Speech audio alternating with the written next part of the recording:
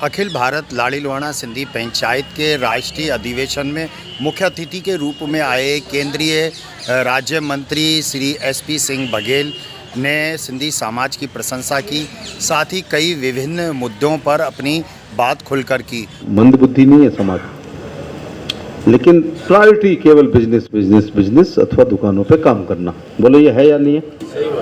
और दूसरा, पॉलिटिक्स में भी बहुत ज़्यादा, अब मैं जब सक्रिय लोगों को देखता हूं तो ज़्यादा नहीं। उन्होंने कहा कि सिंधी समाज व्यापार या अन्य कई क्षेत्रों में तो आगे है, लेकिन आज भी सिंधी समाज जो है शिक्षा के क्षेत्र में कम देखा जा रहा है। कई जो प्रशासनिक पद होते हैं वहाँ आज भी सिंधियों की संख्या काफ़ी कम है, या फिर राजनीतिक अगर क्षेत्र में भी चले जाएं तो वहाँ पर भी सिंधियों की संख्या कम है। तो व्यापार आपकी रुचि है, लेकिन मैंने कहा ना कि एक आंख अपनी दुकान पर रखना चाहिए तो दूसरी आंख दिल्ली की तरफ भी रखनी चाहिए, ऐसा मैं कहना चाहूँगा। मैंने शुरू में कहा सत्ता वो चाबी है जिससे दुनिया का हर ताला खुलता है। तो राजनीतिक क्षेत्र हो या फिर प्रशासनिक सेवाओं से जुड़े हुए क्षेत्रों, वहाँ पर सिंधियों की संख्या उन्होंने कम बताई और इसके लिए उन्होंने शिक्षा पर जोर दिया। शिक्षा के मामले में मैं कहना चाहूँगा, मैं आगरा का मेरा अनुभव है कि कुछ दुकानों के, कुछ मार्केट का सेल्समैन में आपकी मोनोपोली है, लेकिन मैं नहीं समझता ये बहुत बड़ी उपलब्धि है 3 पीढ़ी में।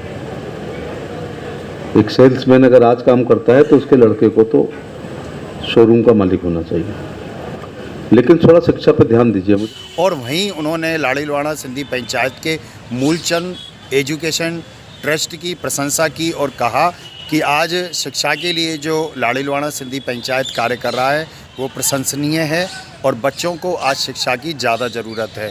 और साथ ही उन्होंने कहा कि सिंधी जो हैं अपनी संस्कृति को बनाए हुए हैं, बचाए हुए हैं, और ये आज भारत के लिए बहुत ज़्यादा ज़रूरी है, क्योंकि इन्हीं संस्कृति और सभ्यताओं पर ही हमारे देश की जो विरासत है वो टिकी हुई है।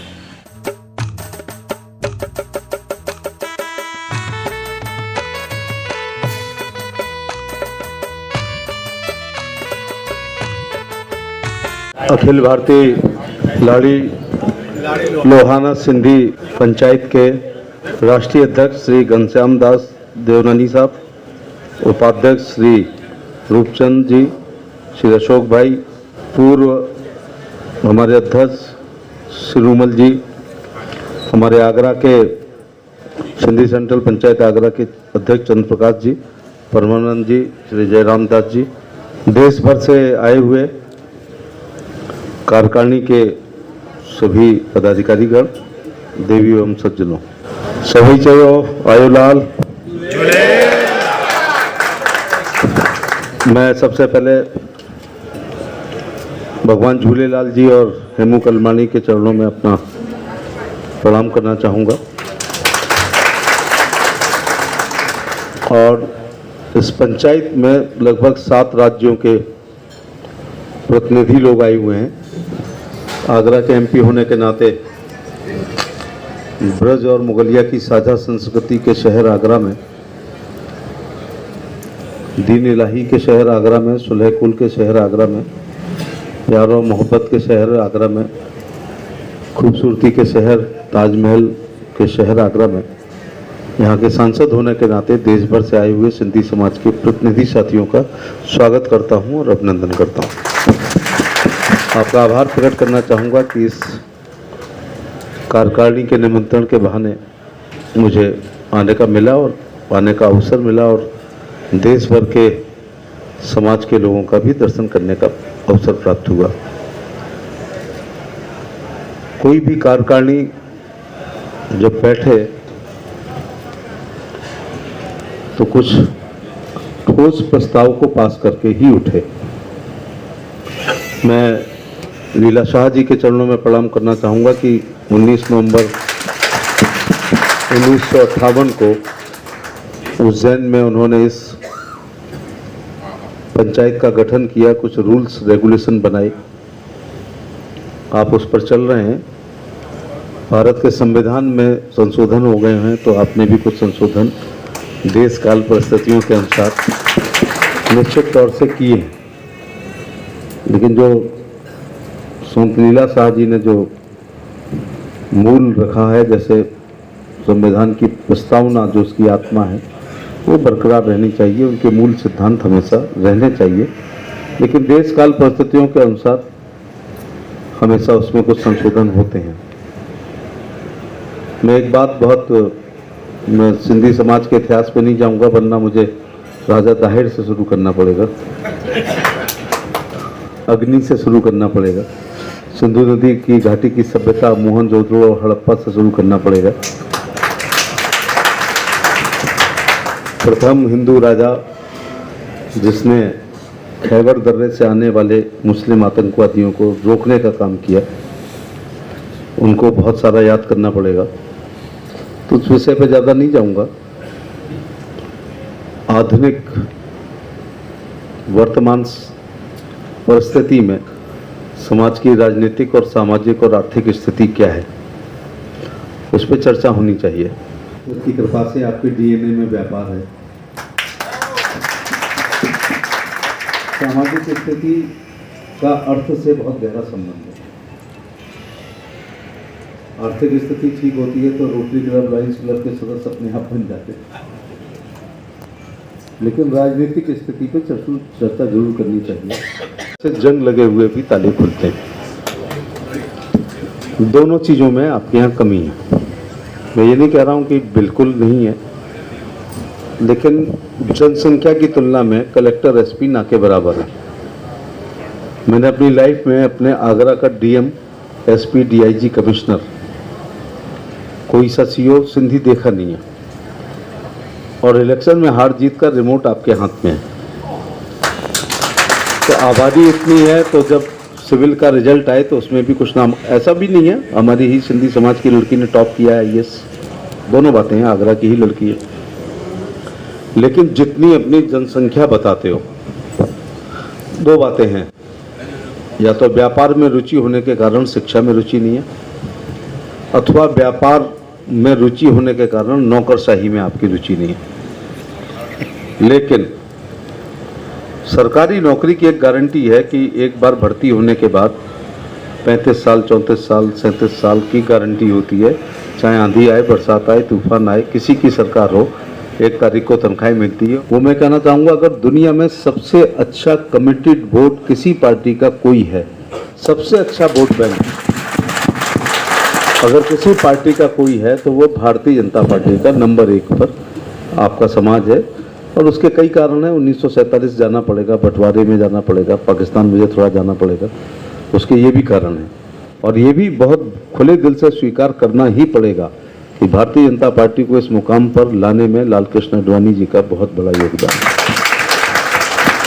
उनकी रथ यात्रा से पार्टी पुनर्जीवित हुई थी, इसमें कोई दोहराई नहीं। और आज भव्य मंदिर बना है, तो उसकी नींव में लाल कृष्ण आडवाणी जी का पसीना और खून से सिंचित नींव है, तब जाकर के हम ये राम मंदिर के लिए मार्ग प्रशस्त हुआ है। तो जो अपने पुरखों को याद ना करे तो वो अच्छी बात नहीं है। मेरा संयोग है कि अटल जी की, आडवाणी जी की दोनों सरकारों में मुझे सांसद रहने का गौरव प्राप्त हुआ है। ये समाज है जो जनसंघ के दीपक में तेल डालने का काम किया है और बत्ती को जलाने का काम किया से लेके आज तक। तो टेकिंग, मैं पॉलिटिक्स में कहता हूं कि अगर कोई पूरी तरह वोट डाले तो टेक इट ग्रांटेड नहीं लेना चाहिए। मैं पार्टी का कोई नीति निर्धारक नहीं हूं, एक छोटा सा कार्यकर्ता हूं, लेकिन मैंने अपने राजनीतिक जीवन में बताया ना कि ना यादव, ना जाटव, ना मुस्लिम, वोट बैंक अगर कोई है किसी के लिए भी केवल पार्टी को वोट डालता है, वो देखते ही नहीं है कैंडिडेट कौन है, सीएम कौन बनेगा और पीएम कौन बनेगा। तो हमारे सिंधी समाज के लोग हैं जो जनसंघ से लेके, तो फिर भारतीय जनता पार्टी को ऑबलाइज भी महसूस करते रहना चाहिए। दूसरा, उत्तर प्रदेश का कोई बड़ा शहर ऐसा नहीं है जहाँ पर आपका वोट ना हो। मुझे लगता है आगरा सर्वाधिक है, आगरा में भी हैं, कानपुर भी है, लखनऊ भी है, मुरादाबाद भी है, सब वाराणसी है, भरे पड़े हैं। और मध्य प्रदेश में बड़ी संख्या है और गुजरात में कुछ ज़्यादा ही संख्या है। लेकिन थोड़ा शिक्षा पर ध्यान दीजिए। मुझे बताया गया मूलचंद एजुकेशन सोसाइटी के द्वारा कुछ स्कॉलरशिप देते हो, लेकिन यहाँ मैं ये स्वीकार करूँगा कि पूरा समाज अमीर नहीं है। मैं काफ़ी परिचित हूँ समाज से, खासतौर से मैं शाहगंज में रहता हूँ इसलिए, तो सभी लोग पैसे वाले नहीं हैं।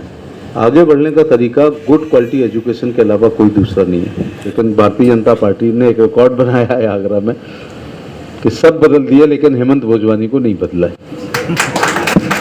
सारे घर के बदल डाले, सब पदाधिकारी बदल दिए, अध्यक्ष उपाध्यक्ष है जी, हाँ अध्यक्ष उपाध्यक्ष महामंत्री ये वो सब बदल दिए, लेकिन समाज को नहीं बदला है। व्यक्ति वाली बात नहीं है, हमारे जेहन में हमेशा रहता है। उत्तर प्रदेश में सिंधी अकादमी भी है, उसका चेयरमैन तो समाज का रहना ही है, वो तो कोई हसन नहीं है। मेरी कोशिश रहेगी कि वो चेयरमैन आगरा का हो तो मुझे निजी तौर से, और जहाँ तक मेरा सर्वे है उत्तर प्रदेश में कानपुर हमसे बड़ा है, लखनऊ हमसे बड़ा है, वाराणसी हमसे बड़ा है, लेकिन सिंधी समाज उत्तर प्रदेश में सर्वाधिक आगरा में रहते हैं। ऐसा मेरा अपना एक सर्वे है या मेरा ऐसा अपना आकलन है। तो मैं एक खानदानी आदमी हूँ, जिस जात की मैं बार बार तारीफ कर रहा हूँ कि वो भारतीय जनता पार्टी के एकदम 100% वाले वोट हैं, तो फिर शक नहीं करना पड़ता। जब पीछे अडवाणी, लालवानी, मुल्तानी, भोजवानी लिखा होता है तो फिर दरखास्त में शक नहीं होता है कि इसने वोट दिया था अथवा नहीं दिया था। खाली राम सिंह लिखा है, पता नहीं यार कौन है, दिया नहीं दिया। अब ये तो एक गेन किया है आपने कि भाजपा बनाम सिंधी समाज बनाम, ऐसा पर्यायवाची एक सिक्के के दो पहलू देश में राजनीति में कोई समाज नहीं है, कोई समाज नहीं है जिसको एक पार्टी का पर्यायवाची मान लिया जाए। तो मैं तो अपने बड़े हुक्मरानों से भी कहूँगा कि जो भी दे सकते हैं बड़ी से बड़ी चीज़ें वो जरूर दी जानी चाहिए। और आचार्य कृपलानी तो गांधी जी के परम शिष्यों में थे, वो भी लोकसभा के सांसद रहे और गुना लोकसभा से रहे, एक दो जगह और से रहे। तो सोचिएगा कि 52 में पहले चीफ मिनिस्टर गोविंद वल्लभ पंत होते हैं और दूसरी श्रीमती सुचेता कृपलानी होती हैं। जब तक जात और गोत्र राजनीति में नहीं आए थे, जब तक मेरिट हुआ करती थी, राज्यसभा और परिषद में उन समाजों को जो चुनाव लड़के नहीं आ सकती हैं, उनका प्रतिनिधित्व लोकसभा में सीधे ना हो पाए, विधानसभा में सीधे ना हो पाए, तो राज्यसभा और हमारे राज्य में विधान परिषद है। विधान परिषद तो हर राज्य में आयोग हैं और हर राज्य में निगम है। तो अगर मंत्री सीधे वाला ना बने तो कम से कम दर्जा प्राप्त मंत्री ऐसे समाजों को दिया जाना चाहिए। मैं केवल आपकी वकालत नहीं कर रहा हूँ, मैं बैकवर्ड की तमाम जातियाँ हैं। पार्टी को एक खूबसूरत गुलदस्ता है, अगर कमी है तो बनाना चाहिए, जिसमें हर रंग का फूल हो, हर प्रकार की खुशबू का फूल हो, हर प्रकार की किस्म का फूल हो, तो वो गुलदस्ता अच्छा माना जाता है। ऐसे ही आपके समाज को भी जो भारतीय जनता पार्टी का मुकुट है उसमें एक नगीने के रूप में निश्चित तौर से अंकित करना चाहिए। और उसमें जो निजी तौर से, अब मैं आपका इतना अच्छा एडवोकेट हूँ, आपके पक्ष में प्रशंसा में हकीकत बोल रहा हूँ, प्रशंसा नहीं कर रहा हूँ, हकीकत जो बयान कर रहा हूँ, तो मैं तो हमेशा आपका प्रशंसक भी हूँ और एक अच्छा पैरोकार भी हमेशा रहूँगा। उसके पीछे यही कारण है कि भारतीय जनता पार्टी का सबसे डिवोटी अगर वोट है तो वो आप लोग हैं। और उस वजह से नहीं, शाहगंज के मंदिर पे मैं 4.5 साल के अपने इस कार्यकाल में 20 या 30 बार जा चुका हूँ, 20 से बार ऊपर, 30 से भी ऊपर। और अभी तो आपकी वो पंचायतें जगह जगह है ना, ये मोहल्ले की पंचायत, अभी एक जगह मैं गया था, वहाँ 15 लोग कुल थे। मैं 2 बातें आपसे कहना चाहूँगा। थोड़ा सा आप समाज के अग्रणी लोग हैं, इसलिए मैं अपनी योजनाएं बताऊंगा तो बहुत टाइम लग जाएगा। एक समाज के आपके मध्यम वर्ग के लिए मैं 2 बातें कहना चाहूँगा और शायद आपको पता ही नहीं होगा। आप सभी लोग, आप प्रधानमंत्री जीवन बीमा करा लोगे तो देवी आपदा में मरने पे 2 लाख मिलते हैं। क्या सिंधी समाज सभी पैसे वाला है? जो हमारे शाहगंज में 5-5 हज़ार में नौकरी कर रहे हैं, कपड़े की दुकानों पर और गारमेंट्स की 7-7 हज़ार रुपये में, मानते या नहीं मानते? तो उनके वो ये काम नहीं करते हैं। दूसरा, उम्र अगर 18 से 50 साल है तो 440 रुपये साल जमा करने पर 2 लाख केवल देवी आपदा में नहीं मरते हैं, सामान्य मौत पे मिलते हैं। 47 में देश आज़ाद हुआ तो समान शिक्षा होनी चाहिए थी। अगर उस समय राष्ट्रपति राजेंद्र प्रसाद जी का नाती और चपरासी का लड़का राष्ट्रपति भवन का, दिल्ली का कमिश्नर और सिपाही, नगर सेठ और भिखारी, मंत्री और संतरी के बच्चे ऐसी एक छत के नीचे एक ही सिलेबस पढ़ रहे होते तो गांव देहात के और आपके बच्चे भी कलेक्टर एसपी सैकड़ों की संख्या में होते। अवसर भी अच्छी पढ़ाई से मिलता है, ये मैं कहना चाहता हूँ। अपने समाज के अंतिम व्यक्ति की खुशहाली के लिए जरूर निर्णय लें, ऐसा मैं केवल कहना चाहूँगा। और वो निर्णय आपके दो प्रकार के होने चाहिए कि अंतिम पायदान पर खड़े हुए सिंधी भाई के शिक्षा और चिकित्सा का ख्याल आपको करना चाहिए, ये मैं थोड़ा कहना चाहूँगा।